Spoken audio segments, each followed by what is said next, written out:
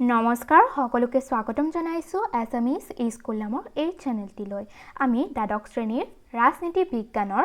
সাম্প্ৰতিক কালৰ বিশ্ব ৰাজনীতি কিতাপখনৰ প্ৰথমটো চেপ্টাৰ পঢ়ি আছিলো আৰু ইয়াৰ আমি ফাৰ্ষ্ট পাৰ্টটো অলৰেডি পঢ়িছো তোমালোকে যদি ফাৰ্ষ্ট ভিডিওটো চোৱা নাই তেনেহলে ডেসক্ৰিপচনত মই লিংকটো দি দিছো তাত গৈ তোমালোকে চাই ল'ব পাৰিবা ইয়াৰ উপৰি তোমালোকক যদি লজিক আৰু ফিলসফিৰ এনেকুৱা ভিডিও লেকচাৰ লাগে তেনেহলে তাৰ কাৰণেও তোমালোকক লিংকটো ডেসক্ৰিপচনত দিয়া হৈছে আৰু এই ভিডিও ক্লাছ বিলাকৰ পিডিএফ বিলাক যদি তোমালোকক লাগে তেনেহলে তোমালোকে টেলিগ্ৰাম চেনেলটো আমাৰ জয়েন কৰিব পাৰিবা সো বেছি দেৰি নকৰি আমি আৰম্ভ কৰো আৰু ইয়াৰ আগৰ চেপ্টাৰত আমি গম পালো যে শীতল যুদ্ধ কি শীতল যুদ্ধ কাৰ মাজত হৈছিল বা কিয় হৈছিল এইবিলাক কথা আমি গম পালো আৰু শীতল যুদ্ধৰ কাৰণে বিভিন্ন ধৰণৰ সংকটৰ পৰিস্থিতিৰ সৃষ্টি হৈছিল বা বিভিন্ন ধৰণৰ দেশ বিলাকে এই দুই মহাশক্তি যি আছিল মাৰ্কিন যুক্তৰাষ্ট্ৰ আৰু সোভিয়েট সংঘ এই দুটা মহাশক্তিৰ বাবে বিভিন্ন ধৰণৰ সংকটৰ সন্মুখীন হ'বলগীয়া হৈছিল সেইবিলাক কথা আমি পঢ়িলো ইয়াৰ আগৰ পাৰ্টটোত আৰু আজি আমি পঢ়িম গোষ্ঠী নিৰপেক্ষ আন্দোলনৰ বিষয়ে কিন্তু গোষ্ঠী নিৰপেক্ষ আন্দোলনটো আৰম্ভ কৰাৰ আগতে এটা টপিক আছে সেইটো আমি অকমান চাই লৈছো সেইটো হৈছে শীতল যুদ্ধৰ সংঘাতৰ কেন্দ্ৰসমূহ এই শীতল যুদ্ধ যেতিয়া হৈছিল প্ৰায় 4 দশক জুৰি বা 40টা বছৰ ধৰি এই শীতল যুদ্ধ চলিছিল মাৰ্কিন যুক্তৰাষ্ট্ৰ আৰু সোভিয়েট সংঘৰ মাজত আৰু সেই সময়ত কি হৈছিল বিভিন্ন ধৰণৰ সংকটে দেখা দিছিল আৰু ইয়াৰ অন্তৰ্গত বিভিন্ন দেশসমূহে বিভিন্ন ধৰণৰ সংঘাতৰ সন্মুখীন হ'বলগীয়া হৈছিল তাৰ ভিতৰত প্ৰধান কেইটামান সংঘাতৰ বিষয়ে তোমালোকৰ কিতাপত দিয়া আছে প্ৰথমটো হ'ল বাৰ্লিন সংকট আৰু সেকেন্ডটো হ'ল কোৰিয়া সংকট আৰু এটা আছে কিউবান মিসাইল সংকট তোমালোকে এটা কাম কৰিবা বাৰ্লিন সংকটৰ কাৰণে আৰু কিউবান মিসাইল সংকটৰ কাৰণে মই ডেসক্ৰিপচনত লিংক দুটা দি দিছো তাত গৈ ভিডিও দুটা চাই লবা তাতে মই একেবাৰে ভালকে মেপৰ হৈতে বস্তুটো বুজাই দিছো সেই কাৰণে তোমালোকে যদি মেপৰ হৈতে এখিনি চাই লোৱা বেছি ভালকে বুজি পাবা আৰু আজি আমি কোৰিয়া সংকটৰ বিষয়ে অকমান কৈ দিম অকমান আলোচনা কৰিম ঠিক আছে বাৰ্লিন সংকট বা কিউবান মিসাইল সংকটৰ বিষয়ে মই একেবাৰে সাধাৰণভাৱে কৈ দিছো যে যেতিয়া এই মাৰ্কিন যুক্তৰাষ্ট্ৰ আৰু সোভিয়েট সংঘৰ মাজত কি হৈছিল বিভিন্ন দেশসমূহৰ বিতৰণ হৈছিল বা বিভিন্ন দেশসমূহে এই দুয়োটা শিবিৰৰ একটাত জয়েন কৰিছিল ঠিক আছে কোনোবাই কিহত কৰিছিল কোনোবাই সোভিয়েট সংঘত কৰিছিল আৰু কোনোবাই কৰিছিল মাৰ্কিন যুক্তৰাষ্ট্ৰৰ দুই ভাগ হৈ গৈছিল তাৰে বাৰ্লিন যিখন চহৰ আছিল জাৰ্মানীৰ বাৰ্লিন চহৰখন দুটা ভাগত বিভক্ত হৈ পৰিছিল আৰু তেতিয়া কি হ'ল মাৰ্কিন যুক্তৰাষ্ট্ৰই নিজৰ যিখিনি ভাগ আছে বাৰ্লিনৰ সেইখিনি ঠাইত কি কৰিছিল নতুন মুদ্ৰা এটাৰ প্ৰচলন কৰি দিছিল আৰু নতুন মুদ্ৰাৰ প্ৰচলন কৰাৰ লগে লগে যিখিনি বেলেগ পাৰ্ট আছে বেলেগ ভাগ আছে যিখিনি সোভিয়েট সংঘৰ অন্তৰ্গত আছিল সেইখিনিত কিছুমান সমস্যাৰ সৃষ্টি হৈছিল তেতিয়া সোভিয়েট সংঘই কি কৰিছিল ইয়াৰ প্ৰত্যুত্তৰ দিছিল মাৰ্কিন যুক্তৰাষ্ট্ৰক প্ৰত্যুত্তৰ হিচাপে বাৰ্লিনৰ যিবিলাক পথ আছে ৰাস্তা আছে ৰেল পথ তাৰ পিছত স্থলপথ এইবিলাক সকলো বন্ধ কৰি দিছিল বা অৱৰোধ কৰি দিছিল যাক বাৰ্লিন অৱৰোধ বা ব্লকেড অফ বাৰ্লিন বুলি কোৱা হয় আৰু ইয়াৰ ফলত পিছলৈ এই সংঘাত বাঢ়ি গৈ বাৰ্লিনৰ চহৰত এখন বাৰ্লিন দেৱাল নিৰ্মাণ হৈছিল আৰু সেই দেৱালখন 1989 চনত ভাঙিছিল মানে এই ৰিসেন্টলি 20-30 বছৰমান আগতে এই দেৱালখন ভঙা হৈছে মানে ইমান দিনলৈকে সেই 45 চন মানৰ পৰা আৰম্ভ কৰি ইমান দিনলৈকে তেওঁলোকৰ মাজত বিভিন্ন ধৰণৰ সংঘাতে দেখা দি আছিল আৰু এই কেই বছৰমান আগতেহে এই দেৱালখন ভাঙিছে ঠিক আছে আৰু এইটো হ'ল বাৰ্লিন সংকট আৰু কিউবান মিসাইল সংকট হ'ল কিউবা এখন সৰু ৰাষ্ট্ৰ আৰু সেই কিউবাই কি কৰিছিল সোভিয়েট সংঘত যোগদান কৰিছিল ফলত বিভিন্ন ধৰণৰ সংঘাতে দেখা দিছিল সেইখিনি তোমালোকে নেক্সট ভিডিওটো মই যেটো কৈছো লিংকটো তাত গৈ চাই ল'ব পাৰিবা ঠিক আছে আৰু তোমালোকে নিজে পঢ়িলেও বুজি পাবা তাৰ পিছত আছে কোৰিয়া সংকট আছিল আমি জানো যে উত্তৰ কোৰিয়া আৰু দক্ষিণ কোৰিয়া দুখন ভাগ আছে কোৰিয়াৰ তো কি হৈছিল তেওঁলোকৰ গৃহ যুদ্ধৰ সৃষ্টি হৈছিল বা এই দক্ষিণ কোৰিয়া আৰু উত্তৰ কোৰিয়াৰ মাজত কি হৈছিল অলপ সংঘাত হৈছিল বা যুদ্ধ হৈছিল উত্তৰ কোৰিয়াই দক্ষিণ কোৰিয়াৰ ওপৰত আক্ৰমণ কৰিছিল আক্ৰমণ কৰাৰ ফলত কি হৈছিল সেই সময়ত মাৰ্কিন যুক্তৰাষ্ট্ৰ বা পুঁজিবাদী শিবিৰে কি বুলি ভাবিছিল এই আক্ৰমণ কৰাৰ পিছত সোভিয়েট সংঘৰ হাত থাকা বুলি ভাবিছিল আৰু দুয়োটা পক্ষকে কি কৰিছিল সন্দেহৰ চকুৰে চাইছিল ঠিক আছে দুয়োটাই কিবা যদি আমাৰ বিশ্বত যদি কিবা সংঘটিত হয় দুয়োটাই কি ভাবিছিল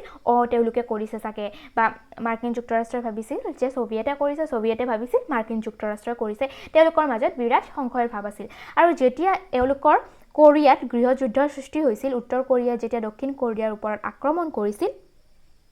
তেতিয়া এই কামটো সোভিয়েট সংঘই কৰা বুলি ভাবিছিল মাৰ্কিন যুক্তৰাষ্ট্ৰই তেতিয়া মাৰ্কিন যুক্তৰাষ্ট্ৰই কি কৰিছিল এই কোৰিয়াক হেল্প কৰিবলৈ আহিছিল ঠিক আছে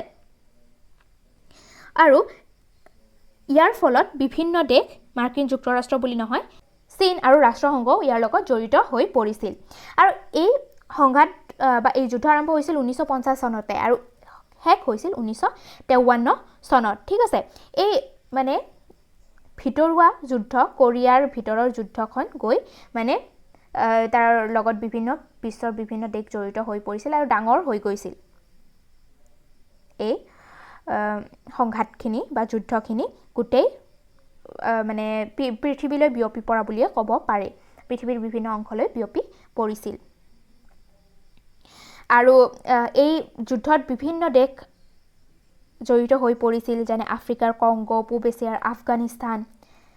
তাৰপিছত ভিয়েটনাম এইবিলাক বিভিন্ন দেশ ইজৰাইল আৰব এইবিলাক দেশো জড়িত হৈ পৰিছিল আৰু এইবিলাক সংঘাত হোৱাৰ সময়ত গোষ্ঠী নিৰপেক্ষ আন্দোলনে এক ডাঙৰ ভূমিকা গ্ৰহণ কৰিছিল যাতে আমাৰ পৃথিৱীত আকৌ বিশ্বযুদ্ধৰ নিচিনা পৰিস্থিতিৰ সৃষ্টি নহয় তাৰ বাবে শান্তিপূৰ্ণ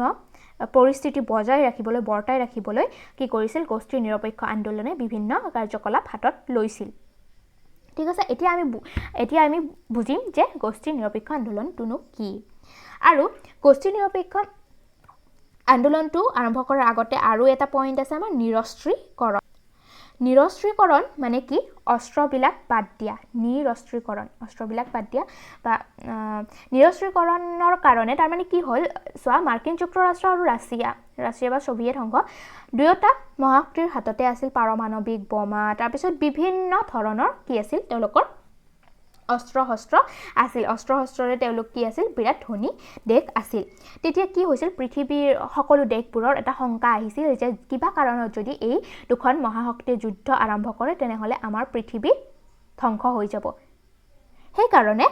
কেইখনমান চুক্তি স্বাক্ষৰিত হৈছিল তেওঁলোকৰ মাজত এইকেইখনক কি বুলি কোৱা হয় নিৰস্ত্ৰীকৰণৰ চুক্তি বুলি কোৱা হয় বা নিৰস্ত্ৰীকৰণৰ পদক্ষেপ বুলি কোৱা হয় আৰু এই চুক্তি তিনিখন হৈছে সীমিত অস্ত্ৰ পৰীক্ষণ নিষিদ্ধ চুক্তি তাৰ মানে অস্ত্ৰবিলাক যেতিয়া পৰীক্ষণ কৰিব তাত কিছুমান নিষেধাজ্ঞা আৰোপ কৰা হৈছিল যে যেনি তেনি পৰীক্ষা কৰিব নোৱাৰিব বা অস্ত্ৰবিলাক একদম সীমিতভাৱে ব্যৱহাৰ কৰিব লাগিব পাৰমাণৱিক সম্প্ৰসাৰণ চুক্তি পাৰমাণৱিক যিখিনি অস্ত্ৰ-শস্ত্ৰ আছে সেইবিলাকৰ সম্প্ৰসাৰণ নকৰিব এনেকুৱা ধৰণৰ চুক্তি তাৰপিছত আছিল ক্ষেপণাস্ত্ৰ বিৰোধী চুক্তি আৰু ক্ষেপণাস্ত্ৰ বা যিবিলাক অস্ত্ৰ-শস্ত্ৰ আছে তেওঁলোকে ব্যৱহাৰ নকৰিব বা বিৰোধী চুক্তি এই ক্ষেপণাস্ত্ৰবিলাক ব্যৱহাৰৰ ক্ষেত্ৰত বিৰোধ কৰা বা প্ৰতিৰোধ কৰা এটা চুক্তি তেওঁলোকৰ মাজত স্বাক্ষৰ হৈছিল কিহৰ বাবে স্বাক্ষৰিত হৈছিল যাতে পৃথিৱীৰ মহাশক্তিবোৰে বা এই অস্ত্ৰ-শস্ত্ৰৰে ধনী দেশবোৰে যাতে পৃথিৱীত আকৌ এবাৰ বিশ্বযুদ্ধৰ নিচিনা পৰিস্থিতিৰ সৃষ্টি নকৰে বা ডাঙৰ যুদ্ধৰ সৃষ্টি নকৰে ঠিক আছে এতিয়া আহিছোঁ আমাৰ মেইন টপিকটোলৈ গোষ্ঠী নিৰপেক্ষ আন্দোলন গোষ্ঠী নিৰপেক্ষ আন্দোলন কি এনে সহজ ভাষাত যদি আমি ক'বলৈ যাওঁ গোষ্ঠী নিৰপেক্ষ আন্দোলন আছিল এই যে মহাশক্তি দুটা গঢ়ি উঠিল এই মহাশক্তি দুটাই আমাৰ দেশখনক দুটা মেৰুত বিভক্ত কৰিছিল আৰু এটা মেৰুত কি হৈছিল মাৰ্কিন যুক্তৰাষ্ট্ৰ আছিল আৰু আনটোত আছিল সোভিয়েট সংঘ আৰু দুয়োটাৰে কি আছিল মতাদৰ্শবিলাক বেলেগ বেলেগ আছিল আৰু কিছুমান দেশে কি কৰিছিল মাৰ্কিন যুক্তৰাষ্ট্ৰত কৰিছিল যোগদান আৰু কিছুমানে কৰিছিল সোভিয়েট সংঘত ফলত কি হৈছিল বিভিন্ন দেশ ভাগ ভাগ হৈ আছিল কিন্তু কিছুমান আকৌ দেশ আছিল সেই দেশ কেইখনে কি কৰিছিল নতুনকৈ স্বাধীনতা লাভ কৰিছিল তাৰে ভিতৰত আমাৰ ভাৰতো এখন আছিল তো এওঁলোকে কি কৰিছিল যে আমি এখনো শিবিৰত জইন নকৰো এটাও এই সোভিয়েট সংঘটো আমি জইন নকৰো মাৰ্কিন যুক্তৰাষ্ট্ৰটো আমি জইন নকৰো বুলি সিহঁতে ভাবি লৈছিল থিৰাং কৰি এই দেশবোৰে মিলিত হৈছিল একত্ৰিত হৈছিল আৰু তেওঁলোকে কি কৰিছিল এটা আন্দোলন গঢ়ি তুলিছিল আৰু সেই আন্দোলনটোকে কি বুলি কোৱা হয় এই গোষ্ঠী নিৰপেক্ষ আন্দোলন বুলি কোৱা হয় তোমালোকক যদি ডেফিনেশন লিখিবলৈ দিয়া হয় সংজ্ঞা লিখিবলৈ দিয়া হয় তোমালোকে কি লিখিব পাৰিবা শীতল যুদ্ধৰ কালত দুই মহাশক্তিয়ে আন্তৰ্জাতিক ৰাজনীতিক দুটা মেৰুত বিভক্ত কৰাৰ প্ৰচেষ্টাৰ বিৰুদ্ধে তৃতীয় বিশ্বৰ স্বাধীন দেশসমূহে একত্ৰিত হৈ প্ৰত্যাহ্বান বা প্ৰতিৰোধ গঢ়ি তুলিছিল আৰু এই প্ৰতিৰোধৰ বাবে গঢ়ি তোলা মঞ্চই আছিল গোষ্ঠী নিৰপেক্ষ আন্দোলন আৰু এই প্ৰতিবাদ সাব্যস্ত কৰিবলৈ যি মঞ্চ তৈয়াৰ কৰিছিল তৃতীয় বিশ্বৰ দেশসমূহে একত্ৰিত হৈ তাকে গোষ্ঠী নিৰপেক্ষ আন্দোলন বুলি কোৱা হয় আৰু ইয়াৰ কিছুমান আমি পইণ্ট মনত ৰাখিবলৈ এতিয়া চেষ্টা কৰিম তোমালোকৰ এইবিলাক প্ৰশ্নও হ'ব পাৰে এই পইণ্ট কেইটাৰ পৰা চোৱা গোষ্ঠী নিৰপেক্ষ আন্দোলন আৰম্ভ হৈছিল 1961 চনত বেলগ্ৰেডত তোমালোকৰ এইটো প্ৰশ্ন হ'ব পাৰে মনত ৰাখিবা আৰু 2010 চনৰ মতে ইয়াৰ সদস্য ৰাষ্ট্ৰৰ সংখ্যা হ'ল 118 খন ঠিক আছে জৱাহৰলাল নেহেৰু ইণ্ডোনেছিয়াৰ ৰাষ্ট্ৰপতি সুকাৰ্ণো জোশিফ ব্ৰজ টিটো গামাল আব্দেল নাছাৰ এওঁলোক আছিল এই আন্দোলনটোৰ গুৰি ধৰোতা আগ ধৰোতা বা খনিকৰ তেওঁলোকে এই কনচেপ্টটো আনিছিল আৰু ইয়াৰ আৰম্ভণি কৰিছিল এই গোষ্ঠী নিৰপেক্ষ আন্দোলনৰ আমাৰ জৱাহৰলাল নেহেৰু ডাঙৰীয়াই ইয়াত কি আগভাগ লৈছিল ঠিক আছে আৰু আমাৰ ভাৰতীয় কিছুমান নীতি বা আদৰ্শও ইয়াত জড়িত হৈ আছিল পঞ্চশীল নীতি তাৰে এটা পঞ্চশীল নীতিৰ আধাৰতে আন্দোলনটো গঢ়ি উঠিছিল এতিয়া পঞ্চশীল নীতি কি পঞ্চশীল নীতি এনেকুৱা এখন নীতি যিটো চীন দেশ আৰু ভাৰতৰ মাজত গঢ়ি তোলা হৈছিল এই নীতিৰ আধাৰত মানে শান্তি বজাই ৰাখিবলৈ এই নীতিখন আমাৰ দেশ দুখনৰ মাজত কি কৰা হৈছিল আৰম্ভণি কৰা হৈছিল আৰু এই পঞ্চশীল নীতিও এই আন্দোলনটোৰ ক্ষেত্ৰত ব্যৱহাৰ হৈছিল আমি পঞ্চশীল নীতি কি সেইটো ভালকৈ বুজি লম পিছত আৰু এতিয়া চাই লৈছো 4 নম্বৰ পইণ্টটো বিশ্ব শান্তি আৰু নিৰাপত্তা প্ৰাধান্য দিয়া বাবে এই আন্দোলনক পৃথিৱীৰ সৰ্ববৃহৎ শান্তি আন্দোলন বুলিও ক'ব পাৰি আৰু এই আন্দোলনে যিটো সময়ত আমাৰ বিশ্বত শীতল যুদ্ধ চলি আছিল আৰু বিভিন্ন দেশত বিভিন্ন সংকটে দেখা দিছিল বিভিন্ন সংঘাতে দেখা দিছিল সেই সময়ত এই গোষ্ঠী নিৰপেক্ষ আন্দোলনে কি কৰিছিল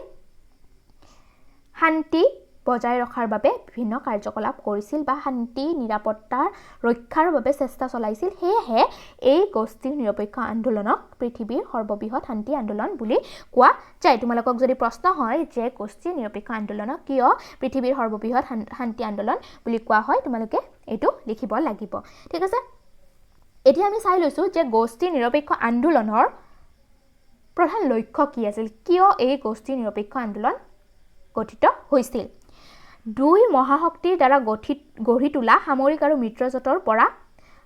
মিত্ৰজোঁটৰ পৰা আঁতৰত থাকি দেশীয় তথা বৈদেশিক ক্ষেত্ৰত স্বতন্ত্ৰ নীতি অনুসৰণ কৰা তাৰ মানে এই তৃতীয় বিশ্বৰ দেশ কেইখনে নতুনকৈ স্বাধীনতাপ্ৰাপ্ত দেশ কেইখনে কি ভাবিছিল যে আমি কাৰো তলত নাযাওঁ কাৰো অধীনত নাযাওঁ কোনো এটা শিবিৰত আমি জইন নকৰো কোনো এটা মহাশক্তিৰ আমি তলতীয়া নহওঁ আৰু তেনেকৈ থাকি আমি কি কৰিম সামৰিক মিত্ৰজোঁটসমূহৰ পৰা বাছি থাকি আঁতৰত থাকি আমি কি কৰিম নিজৰ দেশীয় আৰু বৈদেশিক স্বতন্ত্ৰভাৱে আমি কি নীতিবোৰ অনুসৰণ কৰিম চলাই নিম নিজকে মুক্ত ৰাখি স্বাধীনভাৱে দেশীয় আৰু বৈদেশিক নীতি তথা স্বাৰ্থ নিৰ্ণয় কৰা আৰু নিজে স্বাধীন হৈ থাকি নিজৰ কামবিলাক কৰিম বুলি তেওঁলোকে লক্ষ্য লৈছিল লক্ষ্য হাতত লৈ পেলাই এই গোষ্ঠী নিৰপেক্ষ আন্দোলনটো গঢ়ি তুলিছিল এতিয়া আহিছোঁ আমি পঞ্চশীল নীতিৰ কথালৈ পঞ্চশীল নীতিৰ কথা ক'লো মই যে পঞ্চশীল নীতিৰ আধাৰতে গোষ্ঠী নিৰপেক্ষ আন্দোলনটো চলিছিল আৰু এই পঞ্চশীল নীতিটো 5টা নীতি তোমালোকক কেতিয়াবা লিখিব আহিব পাৰে যে পঞ্চশীল নীতিটোৰ বিষয়ে লিখা বা পঞ্চশীল নীতিকেইটাৰ বিষয়ে লিখা তেতিয়া তোমালোকে এইকেইটা লিখিব পাৰিব লাগিব সেইকাৰণে এইকেইটা মনত ৰাখিবা ঠিক আছে পঞ্চশীল নীতিৰ প্ৰথমটো হৈছে দুখন দেশৰ ভৌগোলিক অখণ্ডতা আৰু সাৰ্বভৌমত্বৰ প্ৰতি পাৰস্পৰিক সন্মান মানে দুখন দেশ আছে সেই দুখন দেশে কি কৰিব বন্ধুত্ব ৰাখিব কিন্তু যিখিনি ভৌগোলিক অখণ্ডতা আছে মানে ভৌগোলিক যিখিনি বিস্তৃতি আছে এখন দেশৰ সেইখিনি সন্মান কৰিব তাৰ উপৰি সাৰ্বভৌমত্বৰ প্ৰতি কি কৰিব পাৰস্পৰিক সন্মান দেখুৱাব এতিয়া চীন দেখে যে আমাৰ ভাৰতৰ কিছুমান ঠাই অধিকাৰ কৰিবলৈ অধিকাৰ সাব্যস্ত কৰিবলৈ চেষ্টা কৰি আছে হেতু কি কৰি আছে এই পঞ্চশীল নীতিটোক মানা নাই ভংগ কৰি আছে ঠিক আছে পঞ্চশীল নীতিত আমাৰ কি আছে যে আমি ভৌগোলিক অস্তিত্বটোক সন্মান কৰিব লাগে হেতুক মানা নাই তেওঁলোকে এটো ভংগ কৰিছে কিন্তু এনে কি কৰে সকলো দেখে বেলেগ দেশৰ ভৌগোলিক অখণ্ডতাক কি কৰে সন্মান কৰে আৰু তাত অধিকাৰ সাব্যস্ত কৰিবলৈ চেষ্টা নকৰে তাৰ পিছত আছে পাৰস্পৰিক নি অগ্ৰাসন যে পাৰস্পৰিকভাৱে দুখন দেখে কি নকৰিব একো উত্তেজনাৰ সৃষ্টি নকৰিব বা একো আগ্ৰাসন এগ্ৰেছন নাৰাখিব তাৰ পিছত আছে আভ্যন্তৰীণ ঘটনাত পাৰস্পৰিক নি হস্তক্ষেপ মানে হস্তক্ষেপ নকৰিব পাৰস্পৰিক ঘটনাত বা আভ্যন্তৰীণ ঘটনা ভাৰতৰ কিবা ভিতৰত কিবা এটা ঘটনা হৈ আছে ভাৰতৰ ভিতৰত কিবা এটা সংঘাত হৈ আছে সংকট হৈ আছে ইন্টাৰনেল এটা প্ৰবলেম হৈ আছে সমস্যা হৈ আছে হেতুত কি হ'ব বেলেগ দেখে মাত মাতিব নোৱাৰে ইউএসএ আহি তাত আমাক ক'ব নোৱাৰিব যে তোমালোকে এনেকুৱা কৰা হেতু কোনেও নকৰে এই নীতি অনুসৰি তাৰ মানে মই তোমালোকক খালি উদাহৰণটো দিছো যে কোনো এখন দেখে বেলেগ দেশৰ কাৰ্যকলাপত ভিতৰুৱা কাৰ্যকলাপত হস্তক্ষেপ নকৰে তাৰ পিছত আছে সমতা আৰু পাৰস্পৰিক সুযোগ সুবিধা আৰু নিজৰ লাভৰ বাবে বা সুযোগ সুবিধাৰ বাবে কি কৰিছিল পাৰস্পৰিক সম্বন্ধবিলাক বজাই ৰাখিব আৰু সমতাৰে চলিব সমান অধিকাৰেৰে যে মোৰ যদি কিবা সহায় হৈছে ময়ো সহায় কৰিম পাৰিলে তো এনেকুৱা ধৰণৰ যেনে ভাৰতে বিভিন্ন দেশক যেতিয়া প্ৰয়োজন হৈছিল ভ্যাকচিনৰ যোগান ধৰিছিল একেবাৰে ফ্ৰীতে ভ্যাকচিনৰ যোগান ধৰিছিল কিয় যে আমি হেল্প কৰিবলৈ চেষ্টা কৰোঁ সমতাৰে আমি মানুহক পাৰস্পৰিক সুযোগ সুবিধাৰ বাবে চেষ্টা কৰোঁ এতিয়া যেহেতু আমাৰ ভাৰতৰ প্ৰয়োজন হৈছে এতিয়া আমাৰ ভাৰতৰ ভ্যাকচিন নোহোৱা হৈ গৈছে ভ্যাকচিনৰ প্ৰয়োজনীয়তা হৈছে সেয়েহে বেলেগ দেশবোৰে আমাক সহায় কৰি আছে ঠিক আছে তাৰ পিছত আছে শান্তিপূৰ্ণ সহৱস্থান আৰু শান্তিপূৰ্ণভাৱে সকলোৱে সহ অৱস্থান একেলগে বসবাস কৰা এইকেইটা হৈছে পঞ্চশীল নীতি গম পালো আমি পঞ্চশীল নীতিৰ বিষয়ে তোমালোকৰ পৰীক্ষাত আহিলে লিখিব পাৰিবা ঠিক আছে ডাইৰেক্ট এনেকৈ লিখিলে হ'ব তোমালোকৰ কিতাপত এনেকৈ আছে তাৰ পিছত আছে নব্য আন্তৰ্জাতিক অৰ্থ ব্যৱস্থা নব্য আন্তৰ্জাতিক অৰ্থ ব্যৱস্থা মানে কি নব্য মানে নতুন আন্তৰ্জাতিক অৰ্থ ব্যৱস্থা আন্তৰ্জাতিক মানে গোটেই বিশ্বৰ অৰ্থ ব্যৱস্থা মানে অৰ্থনৈতিক ব্যৱস্থা চোৱা এই যেটো গোষ্ঠী নিৰপেক্ষ আন্দোলনত যিকেইখন সদস্য ৰাষ্ট্ৰ আছিল সদস্য ৰাষ্ট্ৰবোৰ কি বেছি উন্নত নাছিল বেছিভাগ দেশ আছিল তৃতীয় বিশ্বৰ দেশ তেওঁলোক বেছি উন্নত নাছিল আৰু তেওঁলোকৰ অৰ্থনৈতিক অৱস্থা ইমান সবল নাছিল আৰু বিভিন্ন কাৰণত যেতিয়া উন্নত দেশবোৰ বাঢ়ি যাবলৈ ধৰিলে অৰ্থনৈতিকভাৱে তেওঁলোকৰ উন্নতি হ'ল সেই সময়ত কিছুমান ক্ষেত্ৰত যেহেতু আমি যোগদান কৰা নাই শিবিৰবিলাকত আমি কোনো এটা শিবিৰত যোগদান নকৰাৰ ফলত কিছুমান বৈষম্যতাৰ সন্মুখীন হ'ব লগিয়া হৈছিল ঠিক আছে কিছুমান বৈষম্যতা বা আমাৰ সমান চকুৰে নাচাইছিল কিছুমান বৈষম্য ভাৱ ৰাখিছিল আৰু তাৰ ফলত অৰ্থনৈতিকভাৱে আমাৰ এই সদস্য ৰাষ্ট্ৰবিলাকৰ গোষ্ঠী নিৰপেক্ষ আন্দোলনৰ কি হৈছিল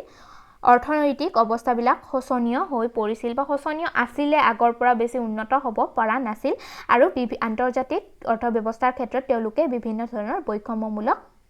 পৰিস্থিতিৰ সন্মুখীন হ'ব লগিয়া হৈছিল তেতিয়া গোষ্ঠী নিৰপেক্ষ আন্দোলনৰ সদস্য ৰাষ্ট্ৰবিলাকে ভাবিলে যে আমি এনেকৈ থাকিলে নহ'ব আমি ৰাষ্ট্ৰসংঘত এই কথাটো দাবী উত্থাপন কৰিব লাগিব যে আমাৰ গোটেই দেশবোৰে আমাৰ লগত জড়িত গোটেই দেশবোৰে যাতে সমানে অধিকাৰ লাভ কৰে আৰু অৰ্থনৈতিকভাৱে সবল হোৱাৰ এটা সুবিধা লাভ কৰে উন্নত দেশবোৰৰ দৰে তাৰ কাৰণে ৰাষ্ট্ৰসংঘত কি হৈছিল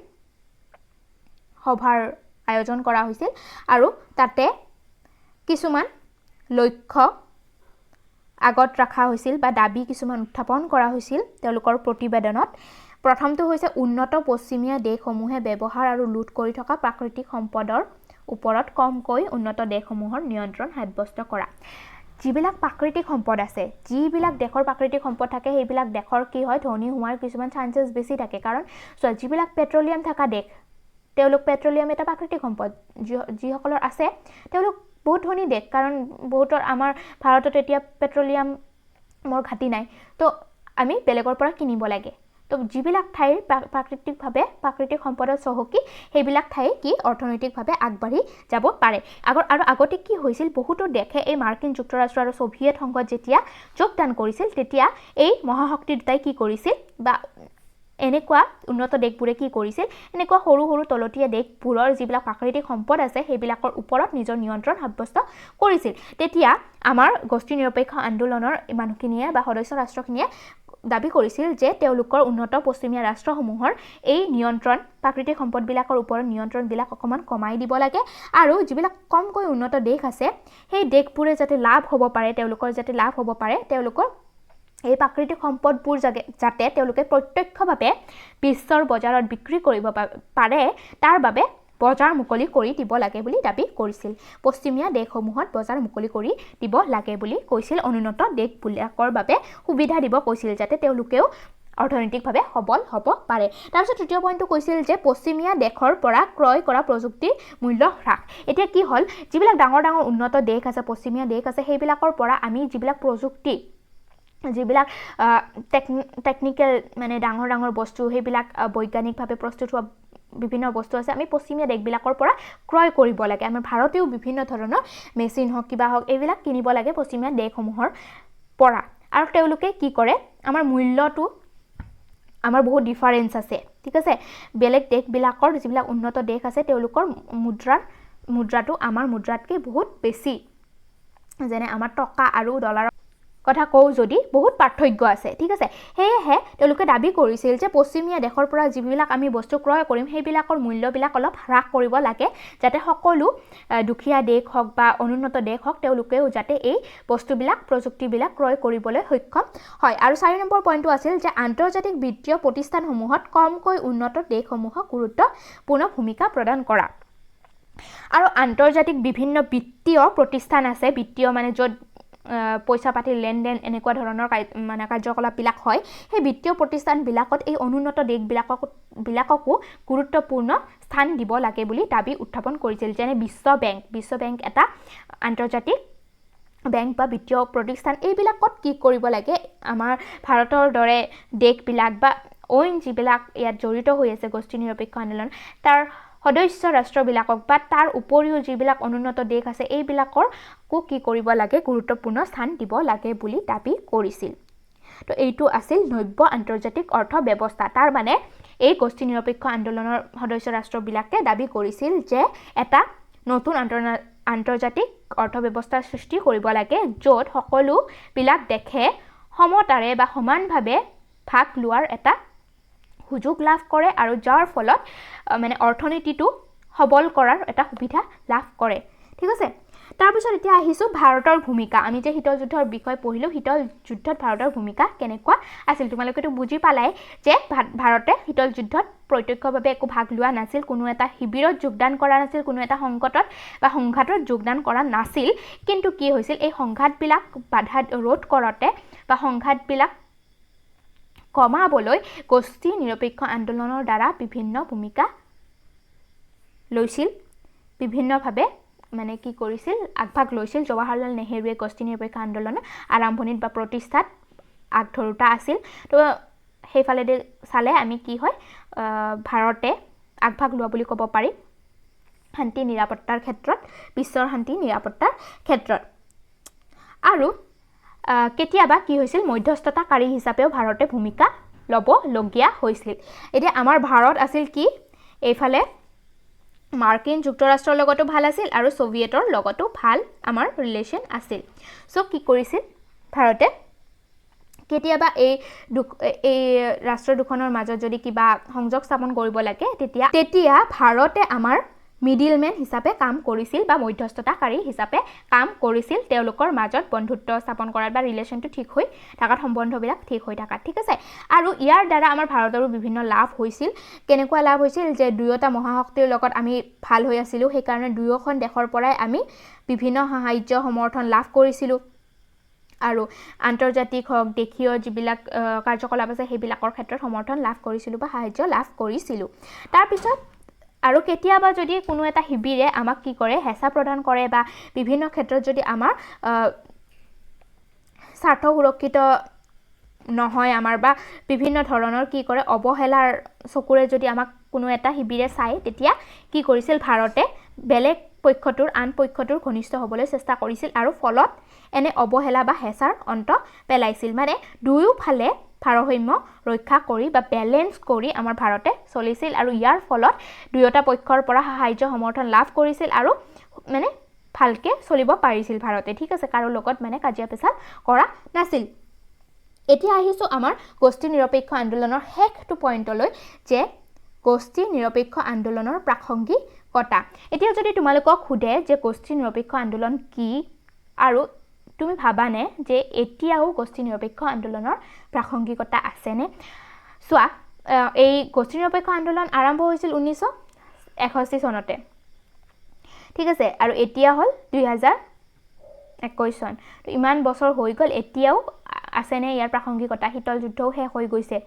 তো তাৰ উত্তৰটো হ'ব ইয়েছ আছে এতিয়াও প্ৰাসংগিকতা আছে ইয়াৰ যুক্তিযুক্ততা আছে আৰু ইয়াৰ যুক্তিকেইটা যদি আমি চাই লওঁ তেতিয়া তোমালোকৰ কিতাপত ডাইৰেক্টলি আছে চোৱা বিশ্বত এতিয়াও এক মহাশক্তি ভৰ্তি আছে তোমালোকে পিছৰ